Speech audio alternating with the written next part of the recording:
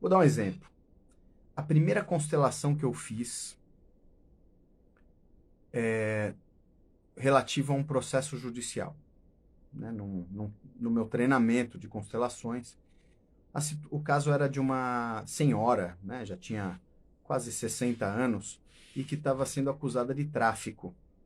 E eu já tinha presidido uma audiência com ela e ouvido os advogados de defesa, ouvido algumas testemunhas, né?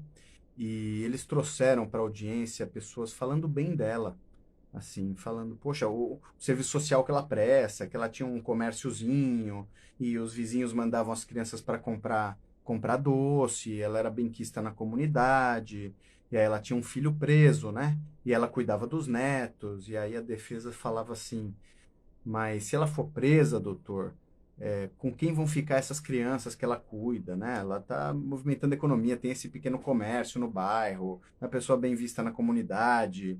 É, mostrou um contexto assim que eu cheguei a ficar tocado. Falei, poxa, realmente uma senhora dessa, né, que trabalha, que é bem vista na comunidade, que trata bem das crianças, né? Será que, assim, quando a gente ouve um lado, a gente fica, tende a se identificar, né?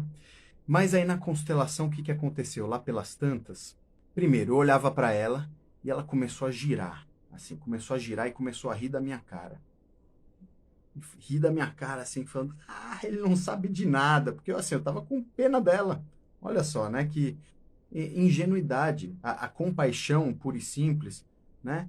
A, assim, a empatia individual, ela é um tanto ingênua, né? Porque a gente acha que a pessoa não dá conta do que ela está carregando, do peso que ela está carregando. A gente não entende o contexto todo. E eu estava assim, meio sem saber como julgar aquele processo, né?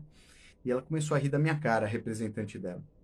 Aí o constelador colocou três pessoas representando as vítimas do crime que ela teria cometido, né? E aí as pessoas começaram a se contorcer no chão, assim, agonizar, né? Passar mal. E aquilo mudou a situação, porque eu vi que não era só ela com o benefício que ela causa, né? Tinha esse lado das pessoas que estavam sendo prejudicadas pela atividade dela. E isso mudou totalmente o meu julgamento, né? Mas quando eu olhei para as vítimas, aí eu enxerguei um contexto maior.